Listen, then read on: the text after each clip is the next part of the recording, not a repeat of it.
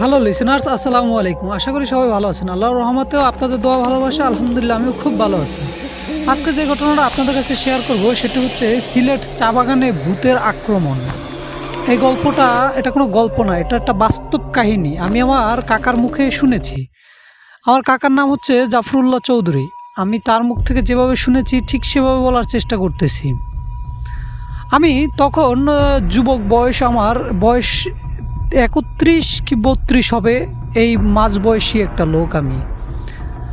আমি শিফে জব করার কারণে আমাদের শিফটা চট্টগ্রাম থেকে সিলেটের উদ্দেশ্যে রওনা হলো। যেতে যেতে আমাদের সিলেট এক জায়গায় শিফটা দাঁড় করানো হলো। তখন আমি ইঞ্জিন মাস্টারকে জিজ্ঞাসা করলাম যে কি হয়েছে, শিফট এখানে কেন দাঁড় করানো হলো। তখন সে বলল ইঞ্জিনে কোনো সমস্যাজনিত কারণে শিপ এই জায়গায় রাখতে হবে, এখানে রেখে তারপরে আমরা আজকে রাতটা এখানেই থাকতে হবে, কালকে সকালবেলা আমরা আবার নতুন করে যাত্রা শুরু করব। যখন ইঞ্জিন মাস্টার এই কথা বলল তখন আমি ও আমার কিছু কলিগ, আমরা 4-5 জন মিলে সিদ্ধান্ত নিলাম, ঠিক আছে আমরা তো সবসময় সাগরেই থাকি, তো আমরা এবার একটু উপরে ঘোরাফেরা করি। আজকে রাতটা যেহেতু আমাদের হাতে সময় আছে, আজকে রাতটা আমরা আনন্দ করে এনজয় করে কাটিয়ে দেব। যে বাবা সেই কাজ। আমরা ঘুরতে ঘুরতে একটি গ্রামের ভিতরে গেলাম। গ্রামের ভিতরে ছোট্ট একটা বাজার, সে বাজারে একটা অনুষ্ঠান হচ্ছে। সে অনুষ্ঠানে আমরা সবাই উপস্থিত হলাম। সেইখানে গ্রাম্য কিছু চিত্র দেখানো হয়েছে, কিছু গ্রাম্য জিনিস তুলে ধরা হয়েছে, সেগুলো দেখতেছিলাম। আমরা এক বন্ধু, আমরা 5 জন বন্ধু মিলে ওখানে দেখতেছিলাম। তারপরে গ্রামের এক মুরব্বী কাকা বলল আমাদের যে আপনারা কোথা থেকে এসেছেন, আপনাদের তো এই গ্রামে আগে কখনোই দেখিনি, আপনারা এই গ্রামে নতুন। তখন আমরা কাকাকে বললাম হ্যাঁ আমরা নতুন, আজকে রাতটা আমরা আপনাদের গ্রামেই থাকবো, তবে আপনাদের গ্রামে কোনো 5 স্টার হোটেল আছে, এরকম কোনো হোটেল থাকলে আমাদেরকে তার সন্ধান দেন, আমরা সেই হোটেলে চলে যাব। তখন কাকা একটু বৃদ্ধ টাইপের লোক, সে বলল আচ্ছা ঠিক আছে তাহলে আপনি চলেন, আমার সাথে যাবেন, আমি আপনাকে দেখিয়ে দিব। তারপরে কাকা আমাদেরকে নিয়ে গেল। আমরা 5 জন গিয়েছিলাম তো কাকার সাথে। কাকা আমাকে একটি বারাসার সামনে নিয়ে জোরে জোরে ডাকতেছে, উজ্জ্বল কর্মকার আছো, উজ্জ্বল কর্মকার। তখন সে এত জোরে জোরে ডাকার পরে এক বৃদ্ধ লোক বাহির থেকে বের হয়ে আসার পরে বিশাল বড় এক বাড়ি দেখতেছি, চারপাশে গেট দেয়া। মোটামুটি বাড়িটি খুব সুন্দর, পুরনো কিন্তু অনেক সুন্দর, দেখলেই বোঝা যায় যে বাড়িটি খুব পুরনো। তারপরে উজ্জ্বল কর্মকারের হাতে আমাদের তুলে দিয়ে কাকা বলল যে বাবা তাহলে এখন আমরা আসি। আমরা তখন খুশি হয়ে কাকাকে কিছু টাকা টিপস দিতে চাইলাম, কিছু টাকা তাকে দেওয়ার চেষ্টা করলাম, কিন্তু ব্যর্থ হলাম। সে নিল না। সে বলল যে আপনারা আমাদের গ্রামের মেহমান অতিথি, আর অতিথির কাছ থেকে কোনো কিছু নেওয়া ভালো না, এটা ভালো দেখায় না, আর আপনাদের এটা আমার প্রয়োজন নেই, আমাকে যা আল্লাহ দিয়েছে খুব ভালোই দিয়েছে, আমি ভালো আছি। এ বলে কাকা ওইখান থেকে চলে গেল। আমাদের সেই উজ্জ্বল কর্মকার আমাদের 5 জনকে 2টো রুম দিল, আর হচ্ছে আমাদের বলে দিয়েছে যে রাতে আমরা কোনোভাবে যেন ছাদে না যাই আর গেটের বাইরে না যাই। এইটা উজ্জ্বল কর্মকার একটু কড়া কণ্ঠেই বলে দিল, কোনোভাবেই যেন না যাই।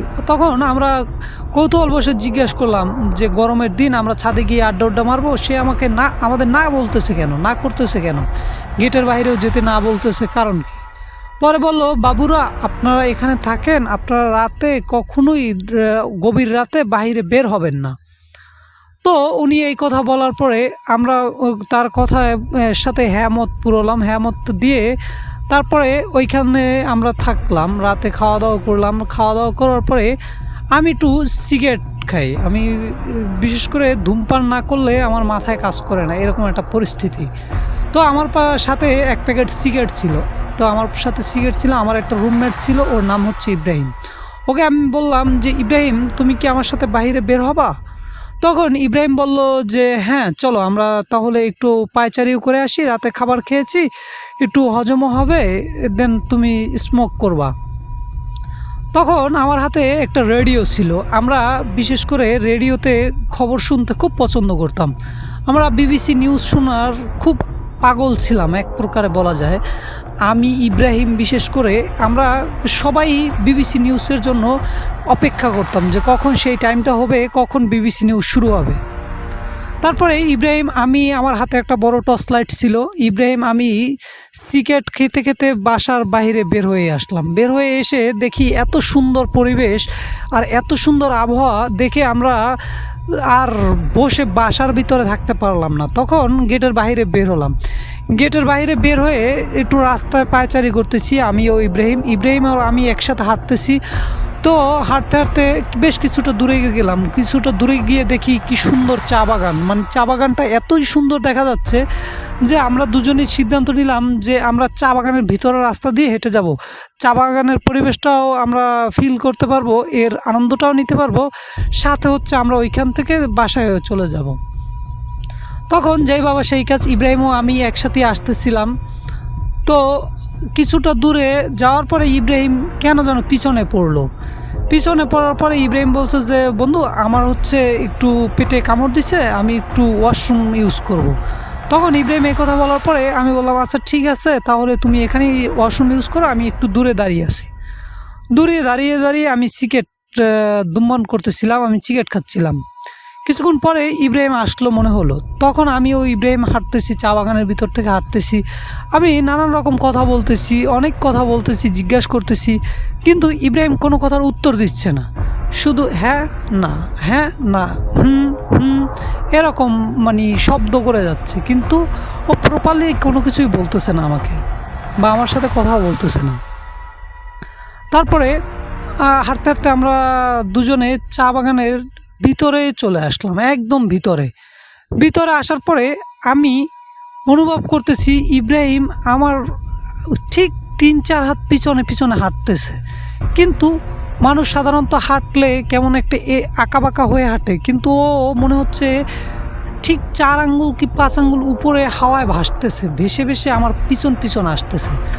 তখন এটা দেখে আমি একটু ভয় পেলাম। তো থমকে গিয়ে দাঁড়িয়ে গেলাম, দাঁড়িয়ে বললাম ইব্রাহিম। তখন পিছন ফিরে তাকিয়ে দেখি ইব্রাহিম আর নেই। সেখানে এক অবয়ব দাঁড়িয়ে আছে, যার মুখটা পুরো থেতলে গেছে, পুড়ে ছাই হয়ে গেছে, গায়ে থেকে দুর্গন্ধ আসতেছে, কেমন একটা ব্যাড স্মেল আসতেছে। ওখানে মনে হচ্ছে আমার দম বন্ধ হয়ে আমার বমি চলে আসতেছে, আমার মনে হচ্ছে আমি এখনই সেন্সলেস হয়ে যাব, আমি সেন্স হারিয়ে ফেলবো। তখন আমার হাতে সেই জ্বলন্ত চার্জার লাইটটা ওর দিকে ঘুরিয়ে মারার চেষ্টা করলাম, কিন্তু কোনো কাজ হলো না, আমার লাইট কাজ করতেছে না। তখন আমি ভাবলাম যে সিগারেট ধরালে তাহলে তো শুনছি শয়তান কাছে আসে না, বা ভূত পেত এগুলো কাছে আসে না। এই ভেবে আমি সিগারেট জ্বালাতে যাব, ঠিক সেই মুহূর্তে আমার মনে হলো যেন ও আমার কাছে কাছেই চলে আসতেছে। ওর আকারটা এত বড় হচ্ছে আর সেই দুর্গন্ধটা আমার কাছে চলে আসছে, আমার নাকের ভিতর থেকে আমার পেটের ভিতরে যাচ্ছে, আমার পেট মরে মানে এমন একটা পরিস্থিতি হচ্ছে যে আমার পেট ঘুরে মুড়ে বমি চলে আসতেছে, এরকম একটা অবস্থা। আমার প্রচণ্ড খারাপ লাগতেছে, আমার মনে হচ্ছে আমি এখন সেন্সলেস হয়ে গেলেই মনে হয় বেঁচে গেলাম, মানে এরকম একটা পরিস্থিতি। কিন্তু আমার সেন্সলেস হচ্ছে না, আমি সিগারেট জ্বালানোর খুব চেষ্টা করতেছি, কিন্তু কোনোভাবেই পারতেছি না, চারোদিক থেকে দমকা হাওয়া এসে আগুন নিভিয়ে দিচ্ছে। তখন আমি ভাবলাম যে এর আর কোনো কাজ নেই, আজকে হয়তো বা আমি শেষ, আজকে দিনটাই আমার শেষ দিন, জীবনের শেষ দিন। তো যাই হোক, আল্লাহর নাম নিয়ে একবার চেষ্টা করে দেখি। তখন আমি আল্লাহর নাম নিয়ে চেষ্টা করে অনেক জোরে জোরে দৌড়ানোর চেষ্টা করলাম। চেষ্টা করতে করতে করতে করতে অনেক স্পিডে দৌড়াতেছিলাম, আর সেই কালো অবয়ব ছায়াটা আমার পিছু পিছু আসতেছে আর হাসতেছে আর বলতেছে, কোথায় যাচ্ছ, কোথায় যাচ্ছ, দাঁড়াও, আমি তোমার সাথে যাব, আমি তোমার সাথে যাব, please help me, please help me, এরকম করে বলতেছে। আর আমি প্রাণপণে ছুটে পালানোর চেষ্টা করতেছি, দৌড়াতে দৌড়াতে দৌড়াতে দৌড়াতে হঠাৎ কোথাও এক জায়গায় আমার পা আটকে গেল। পা আটকে গিয়ে আমি হুঁচট খেয়ে পড়ে গেলাম। তো পড়ে যাওয়ার পরে আমি দেখার চেষ্টা করলাম যে আমি কোথায় পড়ে গেলাম আর কি হয়েছে, আমি মরে গেলাম না তো, বা আমার কিছু হয়ে গেল না তো। তখন আমি আমার হাতের বামে দেখতেছি যে কিছু কঙ্কাল। আমি বুঝতে আর আমার বাকি রইল না যে এটা আর কোনো জায়গা না, এটা হবে কোনো হয়তো কবরস্থান। আমি কোনো একটা কবরের ভিতরে এসে ফেসে গেছি, কিন্তু ওই ইব্রাহিম ঠিক কবরের সামনে এসে আমাকে ডাকতেছে, কোথায় গেলি, কোথায় তুই, আমাকে নিয়ে যা, আমি তোর সাথে যাব, আমাকে নিয়ে যা, আমাকে নিয়ে যা, এরকম করে বলতেছে। তখন আমার সাথে সেই কঙ্কাল বসা, আমি মানে তখন আমার দম বন্ধ হয়ে আসতেছে। আমি মনে হচ্ছে আমার এই বুঝি প্রাণটা বের হয়ে আসলো, এই বুঝি গলা থেকে আমার দমটা বের হয়ে আসলো, এরকম একটা পরিস্থিতি। ঠিক তখন আমি দেখলাম একটা কালো থেতলে পোড়া, মনে হয় অর্ধেক পুড়ে গেছে আর অর্ধেক আছে, এরকম একটা ঘোড়া টকবগিয়ে ছুটে আসছে। তার মুখটা লাল রক্তবর্ণ, তার মুখ থেকে মনে হচ্ছে রক্ত ঝরতেছে, আগ্নি ঝরতেছে, এরকম একটা পরিস্থিতি। তার মুখের দিকে তাকানো যাচ্ছে না। তো তার মুখের ভিতরে সে আলোতে পুরো ওই জায়গাটা আলোকিত হয়ে গেল। আলোকিত হয়ে যাওয়ার পরে সেই আলোতে সেই অবয়বটা আমাকে দেখে ফেললো। সে আমাকে দেখে একটু মৃদু হাসলো আর বলল যে ঠিকই জায়গায় তুই আছিস। এটা বলার পরে আমি তাকিয়ে দেখি যে সেই কঙ্কালটা আর স্বাভাবিক নয়, সেই কঙ্কালটা উঠে বসতেছে, আমারই পাশে বসতেছে। এসব দেখে আমার মনে হচ্ছে আমার জীবনটা এখনই চলে যাবে, আমার প্রাণটা এখন, প্রাণ পাখিটা এখনই চলে যাবে, এরকম একটা পরিস্থিতি। ঠিক সেই মুহূর্তে আমি মনে প্রাণে আল্লাহকে স্মরণ করে অনেক জোরে আল্লাহু আকবার বলার চেষ্টা করতেছিলাম, কিন্তু কোনোভাবেই পারতেছি না, সবভাবে ব্যর্থ হচ্ছি। তারপরে মনে প্রাণে সাহস সঞ্চয় করে আল্লাহু আকবার বলে আমি অনেক জোরে উঠে চেষ্টা করলাম। চেষ্টায় আমি সফল হলাম। আমি সেই কবর থেকে উঠলাম, উঠে এক প্রাণপণে দৌড়াতে দৌড়াতে কোথায় চলে আসছি জানি না, কত দূর যাচ্ছি তাও জানি না। শুধু সেই কঙ্কাল, সেই ঘোড়া পুরন্ত অর্ধেক পোড়া, তারপরে হচ্ছে সেই অবয়বটা আমার পিছে পিছু আসতেছে আর আমাকে ধরার চেষ্টা করতেছে, আর আমি দৌড়াচ্ছি আর আল্লাহর নাম নিচ্ছি আর ভাবতেছি এই বুঝি আজকেই আমার দিন শেষ। আজকে এখন যদি আমার পা থেমে যায় তাহলে আমার জীবনের ঘন্টাও থেমে যাবে, তাহলে আমার জীবনটাও থেমে যাবে। এই ভেবে আমি দৌড়াচ্ছি, এদিক বেদিক দৌড়াচ্ছি, কত দূর দৌড়াচ্ছি, কতক্ষণ দৌড়াচ্ছি, কোথায় যাচ্ছি কিচ্ছু জানি না, শুধু দৌড়াচ্ছি দৌড়াচ্ছি দৌড়াচ্ছি দৌড়াচ্ছি দৌড়াচ্ছি দৌড়াতে দৌড়াতে দৌড়াতে দৌড়াতে এক পর্যায়ে আমার সেই রেডিওটা হঠাৎ করে বেজে উঠলো। বেজে ওঠার পরে মনে হচ্ছে যে এই একটু স্বস্তি ফিরে আসলো। ফিরে আসার পরে আমি আর কোনো কিছু মনে রাখতে পারলাম না, আমি সেখানেই সেন্সলেস হয়ে গেলাম। সেন্স হারিয়ে সেখানেই অজ্ঞান হয়ে পড়ে গেলাম। পরে যাওয়ার পরে পরের দিন সকালবেলা দেখি আমার গায়ে প্রচণ্ড জ্বর আসছে। জ্বর আসার পরে সেই উজ্জ্বল কম্মকার আমার মাথার পাশে দাঁড়িয়ে আছে। তারপর আমার বন্ধুরা, আমার কলিগরা সবাই আমার পাশে বসে আছে। সবাই আমাকে জিজ্ঞাসা করতেছে কি হয়েছে, কি হয়েছে। আমি তখন তাদেরকে সব পুরো ঘটনাটা খুলে বললাম। তখন আমি ইব্রাহিমকে জিজ্ঞেস করলাম, ইব্রাহিম তুমি আমার সাথে গিয়েছিলে না, তাহলে তুমি আমাকে রেখে কিভাবে চলে আসলে?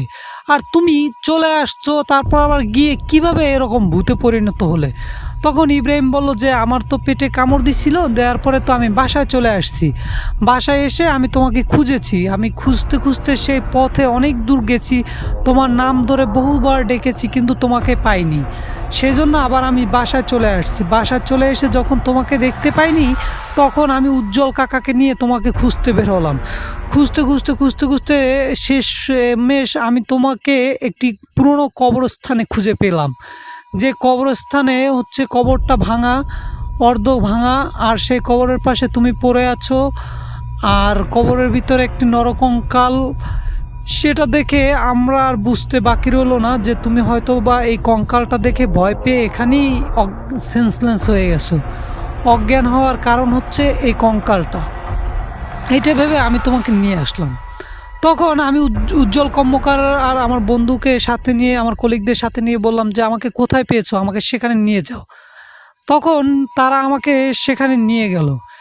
নিয়ে গেছে পরে আমার দেখে চিনতে আর একটা মুহূর্ত সময় লাগলো না।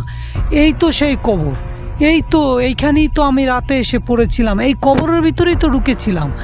আর ওইখানটা থেকে ঘোড়া আসছিল, সেই পুরন্ত অর্ধেক পোড়া ঘোড়াটা, যার মুখে ছিল অগ্নিগিরি, তো যার মুখ থেকে শুধু আগুন বেরোচ্ছিল। এই তো সেই জায়গাটা। তখন আমি একটু ঘুরে তাকালাম, তাকানোর পরে দেখতেছি কবরস্থানটা খুব পুরনো। তখন আমি ওই কাকাকে জিজ্ঞেস করলাম, উজ্জ্বল কর্মকারকে, যে আসলে এই কবরস্থানের পিছনের কারণটা কি, আর আমি এখানেই বা কেন আসলাম, আর কিসের জন্য আসলাম। তখন উজ্জ্বল কর্মকার আমাকে সবটা খুলে বলল বলল যে বেশ পুরনো, বহুদিন আগের কথা, ব্রিটিশের আমলের কথা। ব্রিটিশ সরকার যখন এই দেশে শাসন করতো তখন কিছু ব্রিটিশ আসছিল, এসে তারা হচ্ছে এই ঘরে বসবাস করত। আপনারা আজকে যে ঘরে উঠেছেন এই ঘরে বসবাস করত। আর তারা হচ্ছে ওই যে কবরস্থানটা দেখতেছেন ওইখানে হচ্ছে গণকবর দিত, মানুষকে প্রচুর অত্যাচার করতো, পিটাতো, পিটিয়ে মেরে ফেলে তারপর ওখানে গণকবর দিয়ে দিত। মানুষকে গুলি করে মারতো, জব করে মারতো, কারো হাত কেটে দিত, কারো পা কেটে দিত, কারো গলা কেটে দিত, কাউকে গুলি করে মারতো, কারো মায়ের বুক থেকে বাচ্চা ছুঁড়ে এনে তারপরে বাচ্চাকে জ্বলন্ত আগুনের ভিতরে ছুঁড়ে মারতো। তারা এরকম অনেক অত্যাচার করতো। অত্যাচার করার পরে এক সময় এখানকার মানুষ তাদের বিরুদ্ধে আওয়াজ তুলের পরে সব মানুষ এক হয়ে তাদেরকে এই ঘরের ভিতর রুমবন্দি করে তাদেরকে ওই কবরস্থানে নিয়ে যায়। কবরস্থানে নিয়ে তাদেরকে জীবন্ত পেট্রোল দিয়ে জ্বালিয়ে দেয়, জ্বালিয়ে পুড়িয়ে তারপরে ওইখানেই মেরে ফেলার পরে যখন তারা ঘরের ভিতরে আগুন দেয় তখন তাদের ওই ঘোড়া ছিল ঘরের ভিতরে। দুঃখজনকভাবে সেই ঘোড়াটা ওই ঘরের ভিতরেই পুড়ে মারা যায়। সেই থেকেই এখানে যদি কোনো ট্যুরিস্ট ঘুরতে আসে সেও মাঝে সাঝে এগুলো দেখতে পায়। আর আমি সেই জন্যই আপনাদেরকে বলছিলাম যে রাত্রবেলা ওখানে যেতে না। সেই ক্ষোভ ওদের আজও মিটে নাই, সেই ঘোড়া আজও দেখা যায়, সেই ইংরেজি ব্রিটিশ ওদের আজও দেখা যায়, ওরা আজও আসে। এই কথা শুনে আমি যতটা অবাক হলাম তার থেকে বেশি অবাক হলাম যে আমার সাথে কেন এমনটা হলো আর আমি কেন দেখতে পেলাম।